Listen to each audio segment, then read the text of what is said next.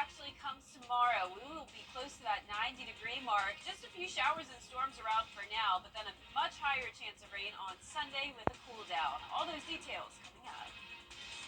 Right now on News Channel 6 at 10, another person wanted in the case of a missing mom. We'll have an update. Plus, the significance of the semicolon, a look at ways to help those who come back from the brink of suicide. And why one group is against a push to give the mayor of Augusta a vote on commission matters. News Channel 6 at 10 starts now. Live from Television Park, this is WJBF News Channel 6 at 10 on MeTV. Good evening, everybody. I'm Brad Mead. And I'm Jenny Montgomery. Thank you for joining us. Coverage you can count on begins with a look at Semicolon Day, a day set aside to acknowledge survivors of suicide and their mental health challenges. Bria Smith has the story. A semicolon is used to indicate the continuation of a sentence where you could have ended it, but for some, that symbol has another meaning, representing a point where someone could have ended their life but decided to continue living. It doesn't affect just one demographic, it affects everyone. And so, 1 in 5 Americans are affected by mental illness. Dr. Jocelyn Kelly Bayless is a child psychiatrist in Augusta who sees patients from all walks of life. She says connection is a vital part to a healthy mindset. We see things from ADHD, little Timmy acting out in school. We see anxiety, we see depression. And for our kiddos, it's hard for them to talk about it. They will act out, and it will show up in their behaviors more so than them discussing things. That's why Dr. Bayless stresses the importance of social connection and relationship as a way to proactively approach a dark place some can sometimes find themselves in. It's okay to check in with someone and say, hey, how you doing? What's going on? I noticed that you've been a little, it's okay to check in. So May is Mental Health Awareness Month. It was started back in 1949, and so there are going to be some things rolling out for us to celebrate mental health awareness. But Dr. Bayless assures there are ways you can keep yourself grounded throughout your daily routine. I teach my patients about taking micro pauses during the daytime. And so that pause, that reminder of why I'm still here. We call those protective factors. And be thinking about, wow, why am I still here? What is the reason that I am here? My loved one, my puppy. I had a lady that told me the reason that she lives is because of her cats. And that's okay. Whether it's a pause or a semicolon that reminds you there's a reason for being here, healthcare providers urge you to understand your reason why. You can also visit Mental Health America for various screenings. Did you know more than 500,000 Georgians are out of Medicaid coverage because of problems with paperwork? Research shows about half of those people did end up re-enrolling in Medicaid, picking up coverage through the Affordable Care Act, Medicare, or their employer. State lawmakers, you may remember, did not expand Medicaid this year. They did push for Georgia's Pathways program, an alternative that provides health care coverage to low-income adults. It could expand Medicaid, which would expand the pool of patients that could go to those facilities and would have some ability to pay all across the state. Georgia has not accepted the Medicaid expansion, which would allow more uninsured to have that basic level of coverage, which again was propping up a lot of these smaller community hospitals. If you have been denied coverage, the state says you can file an appeal. You can find out more online at statecovered.ga.gov. There's that web address. And the phone number, too, 877-423-4746. Time now for our first check of our weather. Here's meteorologist Jenna Petracci. Well, we're seeing a little bit of green pop up on Live Viper 6.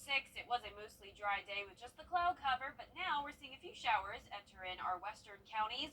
Here's a closer look there at Warren County, Hancock, over into McDuffie County as well. Just some very light shower activity. As we move all across the metro, you can see a few sprinkles here and there around downtown, but other than that, nice and dry. Here's a live look at our Terry Lambert Hyundai Skyview cam over in SRP Park. The game has wrapped up. Unfortunately, the Augusta Green Jackets took a loss to the Carolina Mud Dogs, but they didn't take a loss when it comes to the weather. It was a beautiful day, and they stayed dry, luckily. High of 83 today, a very warm one. Low of 55 this morning, a little bit above average. And right now, we're still in the low 70s. 70 in Augusta, 72 in Barnwell, 75 in Thompson. Millen at 70, 75 in Aiken. More like summer-like temperatures this evening.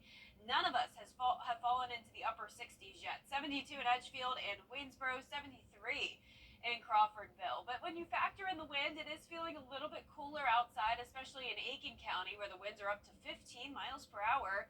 12 in Edgefield, 5 in Augusta. Those wind gusts up to around 20 miles per hour in our South Carolina counties.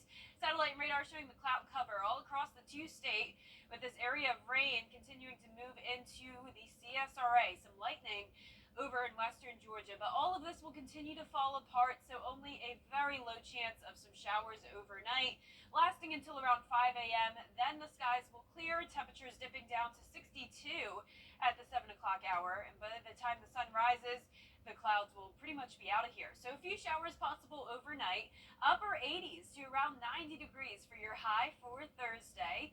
Staying mostly dry for now, but then we will have a lot of rain moving in on Sunday, along with a cool down. All those details coming up, but back to you, Brad. Jenna, thanks. The debate continues over whether Augusta's mayor should vote. Still ahead, flipping through the pages of Augusta history. The pages of a comic book, a tribute to the Golden Blocks, as coverage you can count on continues. And not only are the temperatures high this week, but so are the pollen levels. But notice on Sunday, the pollen levels do go down a bit, and that will be due to a lot of rain moving in. All the details and look at the future cast when we return. Folks, you know what? Now, your most accurate forecast with WJBF Live Viper 6. Good Wednesday evening. A mostly dry day. Possibly a few showers you're seeing now if you're in some of our western counties, but it is dry here on our Terry Lambert Hyundai Skyview Cam at Washington Road. Still a cloudy evening and a warm one, sitting at 70 degrees. South wind coming in at 5 miles per hour. Dew points in the mid-60s. So all of us, with the exception of Millen, in the 70s still. 69 down in Millen, 73 in Sparta and Washington, 74 in McCormick.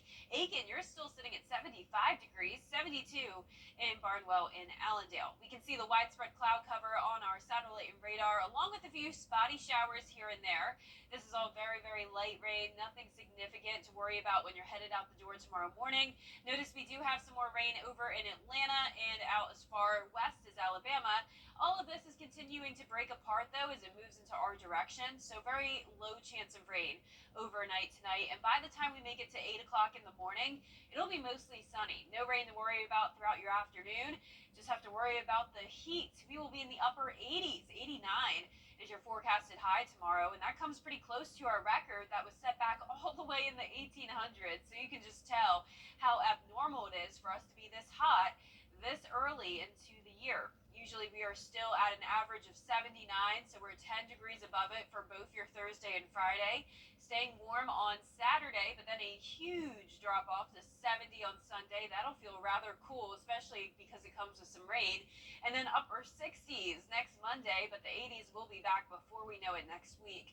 Rain chances just at 30% for your Friday and Saturday. Definitely not a washout for either of these days.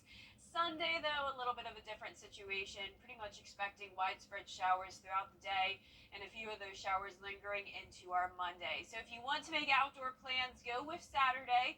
There will be hit and miss storms around, so you'll just need to keep an eye on radar, but as I mentioned, not a washout. But then on Sunday, rain chances up to 70%, high of only 70 degrees. And here on our futurecast tonight at midnight, there's that rain moving in from the west. As I mentioned, it really breaks apart a lot. So by 4 o'clock in the morning, when you're maybe waking up or headed out the door, nothing to worry about. By 8 a.m., those clouds push off to the south, and then let's pick things up Friday at 6 a.m. with our long-range model here. You can see there is the possibility of some rain again Friday morning, dry throughout the day, and then as the cold front moves in, some showers and storms possible again Friday night. On Saturday, once again, mostly dry, just a few showers and storms around. But then we'll have this low pressure area move into the CSRA on Sunday, and this will bring rain early Sunday morning and then some breaks here and there throughout the afternoon, but then widespread showers throughout Sunday night. Our lows tonight, though, in the low 60s. Highs tomorrow in the upper 80s. It's possible some of us will make it to 90 degrees. That 10-day forecast showing the warm next few days. Low temperatures in the low 60s. High chance of rain on Sunday. Most of next week will be dry with sunshine. We'll briefly cool down to 68 on Monday. Lows in the upper 40s. But of course, that won't last for long. Yeah. All right. Well, a comic book based on the Augusta Golden Blocks is out for anyone to read. The Laney Museum website says the Golden Blocks refers to the historic nickname of the corridor of business and industry located on or near Campbell and Gwinnett Streets. The artists and consultants for the Golden Blocks Legends comics held a panel discussion at Augusta University talking about their first comic, Lucy Craft Laney, Mother of the Children of the People. They talked about the reason they chose this as their first story and why they think a comic book is a good way for students and others to learn and stay invested in the history of Augusta. We know that we learn better when we are, engaged in content and when it matters to us. And so using someone like Lucy Craft Laney, who's so important here in Augusta and so well known, is really just makes it a great instructional resource. And they are working on a second comic on another empowering local figure. Coming up, coverage from Capitol Hill of the impeachment trial of the Secretary of Homeland Security. Why things did not go as planned when your news returns. Coleman's this weekend against the defending World Series champion Texas Rangers. Just days after another exciting Masters tournament wrapped up, reigning champion Scottie Scheffler and the PGA Tour's other top pros are in Hilton Head this week for a little more relaxed RBC Heritage, which is now a designated event with big prize money and all the top PGA Tour players. A quick turnaround for the soon-to-be dad, Scottie Scheffler. Yeah, Sunday was a great day. I was fortunate to play well and win the tournament. Went home on Sunday night. We got home pretty late, so I just relaxed at home the last couple of days with Meredith, and then it's good to be back here at Hilton Head. I like the golf course. I'm trying to focus a bit more on rest in my preparation this week. Scheffler tees off at 10:30 on Thursday with Jordan Spieth. This week's WJBF Scholar Athlete of the Week is Richmond Academy's Carolina Rivers. She's a two-sport star for the Musketeers, plays volleyball and soccer. Every year she's been named All-Region First Team in both soccer and volleyball, and she was a Georgia Coaches Association All-Star invite for volleyball during her sophomore and junior seasons. In the classroom, how about number one in her class, 4.6 GPA, earning the USA Certificate of Merit. Parents and coaches say she's a hard worker and a leader for her peers. I'm super excited. I've worked really hard all 4 years, and so this is just an awesome accomplishment, an awesome recognition just from the community and the school. I think that she wanted to find success in her sports, and she certainly did that. I think it's been awesome to watch her go from a freshman on a varsity team to the senior on a varsity team, and just be a leader for the younger ones. I think just watching them grow and learn how to manage their time, because between the sports and academics, there's just little downtime. The time management and the allocation of their time and making the most of it has been a big part of that growth for them. It's amazing. When she came in as a freshman, I thought she'd win this award 4 years later. She came in with all the tools. I didn't really think I needed to do anything with the player that she was, and then just watching her grow and grow and grow, I just knew that leadership would take place, being a mentor would take place, and being an amazing athlete would take place, and that's happened, and it's grown exponentially through the past 4 years. And Carolina plans to go to the University of Georgia to study medicine and play club volleyball. Congratulations. We'll be right back. The left-leaning. And last but not least, these days drones are used for everything: videography, still photography, mapping, recreational activity. And now drones are used to wash windows. Dan DeRue takes us to Central Park to show us. Drones are used by many people for many things these days. From recreation to warfare. It's got a really nice zoom lens on it. One day, Jay Hanna looked up at a tall building with lots of windows and had an idea. Hello, drone. We're going up. And hello, his company. Water on soap on. Drone Wash. We clean buildings with the drone. It's as simple as that. It's a flying pressure washer. Jay Hanna won't say how much he paid for this custom-made heavy-duty window washing drone. It's expensive. It's a lot. But he will talk about his window washing drone he affectionately calls Betty. This drone is built from the ground up. It's got 8 huge, powerful motors. It's computer housing in here, our GPS unit here, and then our remote ID module. With the ground crew in place, Betty rises. rises high in the sky with attached water hose on board. So you're looking good. You're hitting the middle of the glass. Going where no window washer wants to go. Today, the client is Flight Co Tower, which owns the former Stapleton Airport Air Traffic Control Tower. The tower is getting a shower. We're not really replacing traditional window cleaning. This is a whole new type of cleaning that didn't exist before. The big advantage is we can clean the entire building in one sweep. And truth be told, it's a whole lot more fun to watch. Okay, so we have some questions about that. So many like questions. pressure, is there Yeah. really enough pressure? Is it clean or clean adjacent? Yeah, I mean, is there soap or is there Right. towels to make it not streaky? Thank you. I don't know. We don't know, but all the best to him. It does look Yeah. cool though. I'd Yeah. rather It watch does look that very than cool. in person. Fun to Yes. watch. Because it's Yes. scary to watch in Much person less too. anxiety watching a Oh, drone right, than in yeah. person. No, Yeah. no humans up there. Well, our 10-day forecast showing the warm temperatures lasting through Saturday, upper 80s, close to 90 degrees, lows in the low 60s, and then a 30% chance of rain Friday and Saturday. Not a complete washout, but then Sunday, a whole lot of rain moving in, drying out next week and cooling down. 47 going into next Tuesday morning. And that is it for us. The news continues at the top of the hour on WJBF, Hogan's- Channel 6 at 11. Yeah, no, thank you. Hogan's Heroes. This is Zach's here on ATV. Sorry about that.